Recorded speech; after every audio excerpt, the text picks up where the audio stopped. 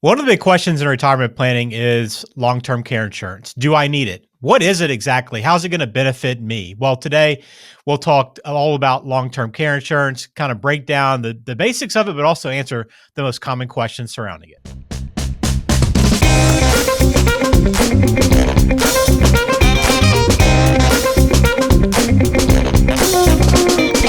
Welcome into Retire Right, a Wyze Wealth Advisors podcast. I am Ben George. He is Ryan Wyatt, as always. Ryan, good to see you. How are you? Hey, Ben, nice to see you too. I'm doing well. College football starts this weekend, so I know what I'll be doing on Saturday. Yeah, we're both big college football fans. I'm right in the boat there with you. So it should be a lot of fun. Just glad fall's back. It's a great time of year. I know it's beautiful around you this time of year too. Yeah, you can tell I have a view of a parking lot and then behind that highway, but behind that there's trees and you can start to see some of them want to change. So this Labor Day weekend marks fall for me. Yeah. It's 2nd September rolls around. I just call it fall. Yeah, I love it too. Well, we got a good conversation today, long-term care insurance. So this is a question that comes up quite a bit for you guys, right? Oh yeah. Yeah. This is something we try to incorporate some sort of like long-term care or healthcare stress test into all of our clients' financial plans. So it's something we're revisiting pretty much during every big meeting with clients. Very good. Well, today's video, we want to talk about just kind of breaking it down, the basics of it, make sure you understand it and understand why it's potentially so important for you in your retirement plan. But then answer some of the most common questions that Wyze Wealth gets when it comes to long-term care insurance. Again, we'll have all the contact information in the show description if you want to get in touch with Ryan and the team there at Wyze Wealth afterwards. But again, it's wyzewealthadvisors.com. The phone number 724-271-7019. So let's just start up top, Ryan. We're going to work our way through this. Define long-term care. What is long-term care insurance and what are the benefits of having it? Yeah. So long-term care insurance, it's really meant to provide coverage to people that are no longer able to perform, daily living activities on their own. So that would be things like, getting yourself dressed, bathing, eating, getting to the bathroom, things like that. The benefit of it is if you have long-term care insurance and you need coverage, you can keep your assets intact. In other words, those premiums that you've paid, now the insurance company will actually give you some sort of daily benefit that would go towards whatever type of services that you're using. Okay. And when this comes up, a lot of people are just weigh the pros and cons of long-term care insurance and trying to understand what they need, why they need it. There's some interesting statistics to kind of back up some of the big concerns surrounding long-term care. Yeah. Some of them are a bit surprising, I think. If you look at longtermcare.gov, they have a few numbers that they throw out that, again, I find pretty interesting. So the first one is that someone that's turning 65 has almost a 70% chance of needing some level of care in their later years. They also go on to show that women typically need, if they need care, typically need care a bit longer than men. It's estimated that about 20% of 65-year-olds are going to need care for 5 years or more, which in that case, insurance would be, having some sort of insurance to help with that cost would be significant. But the other interesting thing too, and this is why it's such a tough, there's no kind of like one size fits all in terms of do you need coverage or not, is that the average stay in facilities is actually not very long. Like if you look at the average stay in a nursing home facility, it's typically less than 1 year. I know that's morbid, but it's interesting. And I think that's what makes this topic tough. Yeah. And then when you look at long-term care, I think there's a lot of confusion on kind of what is included, what types of long-term care there are, because it kind of falls into some different areas. So how do you break that down? Like what's the most important thing you need to know in terms of the different types? Yeah. I think that there's like three major categories that most people would know. There's in-home care, which I think is, it's pretty intuitive. That's if people want to stay at their home, but they need a higher level of care than maybe their family or loved ones would be able to provide for them. There's assisted living, which is really meant to be kind of like an intermediate level of care, but before a nursing home. That would be for people that are, they need some assistance with those daily living activities that I mentioned earlier, the getting dressed, the getting to the bathroom. Long story short, it's not assisted living. It's not as extensive as nursing home care would be. Nursing home is the third one, and that's meant to be the highest level of care. You could have 24-hour skilled nursing. They typically offer room and board and medication or therapies, et cetera. Okay. Is there one that's more common for people than the others?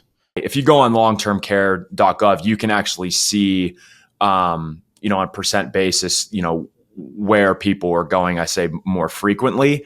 But it is more kind of personal preference in terms of which coverage you're buying. Okay. Now, the other big piece of the long-term care discussion is costs. And again, this is kind of why this comes up quite a bit, because while we might not think we're going to need that long-term care, or we might think it's down the road a long ways, obviously the stats tell us differently, but the average costs, if you haven't paid attention to it and haven't looked into it, might be pretty alarming. Yeah. It's not cheap. I just, before this podcast and this episode, in terms of getting ready for it, I just looked at the costs down in Florida. About 50% of our clients are in the state of Pennsylvania, about 50% out of state. So I know a lot of people, at least in the East Coast, would go down to Florida for the winter. So I just picked costs in Florida. No real method to the madness besides that.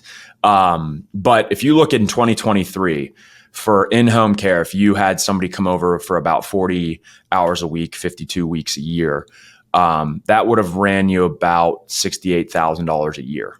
Okay. If you look at assisted living, again, that kind of intermediate before nursing home, if you were paying for 12 months of care with a private bedroom, that was about $57,000 a year. And then the most significant cost is nursing home. Again, that's the highest level of care.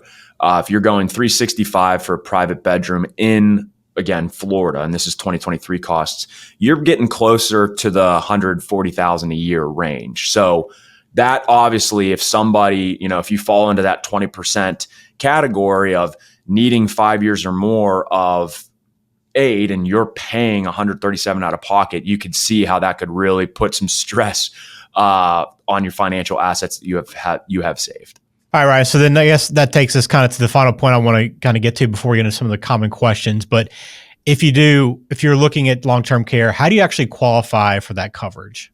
Yeah. So there's some general criteria that's followed, but generally speaking, what it is there's either some sort of cognitive impairment, or you're unable to perform two or more out of they generally look at 6 daily living activities, which I had mentioned earlier. That's the dressing, the getting dressed, the eating, the going to the bathroom. You're generally not able to perform 2 or more out of those types of daily living activities. And that's when you tend to see you would qualify for that coverage. Again, you would need the insurance, obviously, but you'd qualify for coverage in those circumstances. Okay. So it's a little bit of background on long-term care. Again, if you have any questions specifically that you want to sit down, maybe you're thinking about it, want to weigh your options a little bit more. Again, WyzeWealthAdvisors.com. Ryan is a wealth advisor and certified financial planner and has these conversations with clients on a regular basis. So happy to sit down and discuss that with you. Now, speaking of some of those conversations, there are some common questions I know you get quite a bit. So I want to present those to you here, give you a chance to answer them to probably help some people out there looking into this and looking to learn more. So start off with this first question. Is long-term care insurance necessary for everyone? The short answer is no. Okay. And the reason why it's no is because everybody has different goals, and it really does come down to that. So some people, what we do when we're putting together a financial plan is we run a we call it a healthcare stress test. It's really a long-term care stress test. And basically what we're doing is we're showing our clients a very unlikely scenario that they have some sort of major healthcare expense at the end of their plan. And the reason that we're doing this is we're trying, we want to show them that, hey, if this statistically unlikely scenario did happen, can you self-insure that risk? And a lot of our clients are in the position where they can. And when they see that, they make the decision that, hey, I really don't feel the need to buy insurance. Some might see it and still say, hey, well, if that did happen, that means I am going to be funding it for my portfolio, which means I'm going to be able to leave less assets if that's a goal for them. And they still might decide to buy insurance. So is it for everybody? No. It comes down to what your goals are. Do you want to leave assets? Of course, if you have some sort of healthcare need and you have long-term care insurance, that's going to protect your assets. Some people say I'll self-fund it and I'll leave whatever's remaining. Budget's another factor in the decision here. General rule of thumb is try to keep premiums at or just below 7% of your income. So how much you spending in retirement, how much you getting from the portfolio, does that fit in there? That family health history, your personal health history. These are all things that really kind of get baked into this final decision. And of course, where we come in is, having that comprehensive plan for them, showing them that stress test. And a lot of times what we've seen is just them, a client knowing whether they can self-insure or not is a really good first step to take. And then we can have more in-depth conversations from there. Yeah, let's get to how that conversation kind of naturally progresses. So after you kind of discuss that part of it, I think the next kind of natural question is, well, when should I be purchasing this? What's the best time to be looking at purchasing this policy? Yeah. So generally speaking, not generally speaking, the younger you are, the healthier you are, the less you're going to pay in terms of a monthly premium.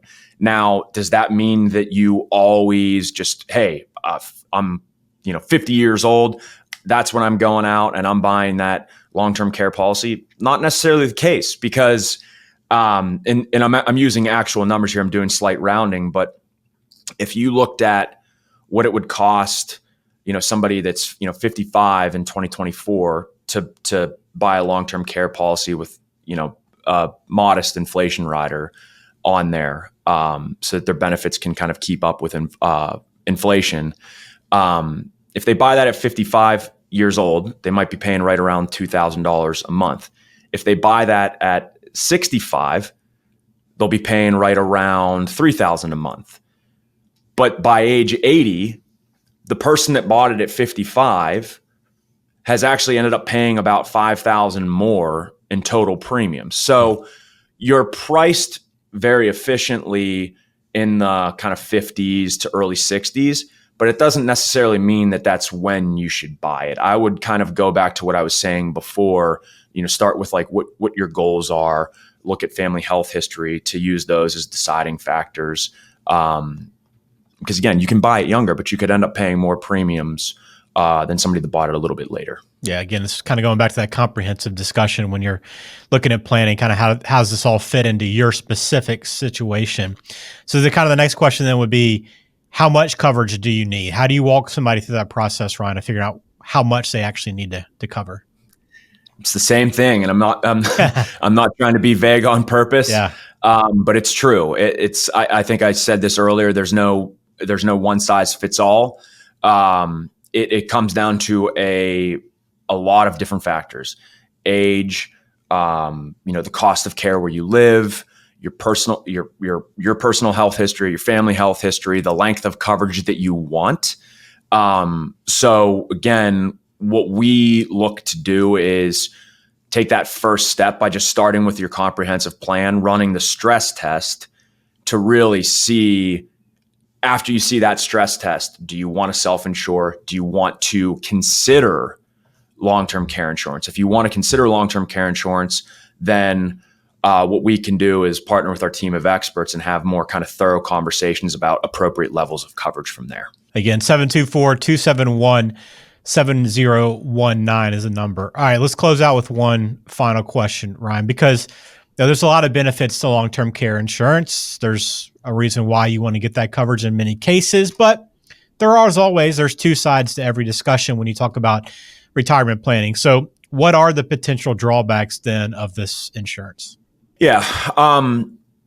So drawbacks. So one, your premiums after you purchase the long-term care insurance, while it's what's the term's called guaranteed renewable, which means that as long as you continue to pay the premiums, your coverage will be continued. It actually has to be continued. Now, that doesn't mean that your premiums can't increase, though. The insurance companies actually work with the state insurance departments, and this all has to do with making sure that they're essentially solvent enough to pay claims.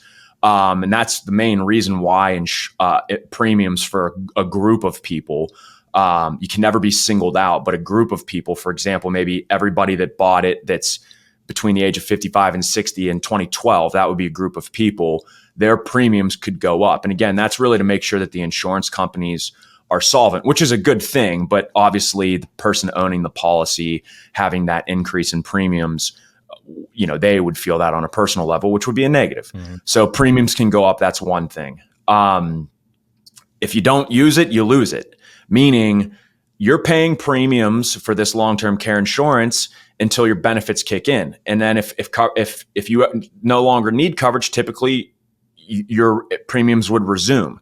So you could go your whole life, and this is, I'd say a good thing. You don't need any care, but really those premiums that you ended up using were more so for peace of mind. So if you don't use it, you lose it.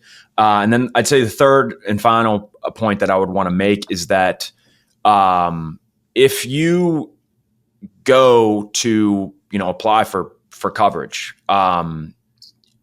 if you're in poor health when you apply, you could be in a situation where your premiums could be very restrictive, meaning expensive, or you might not be able to get coverage at all.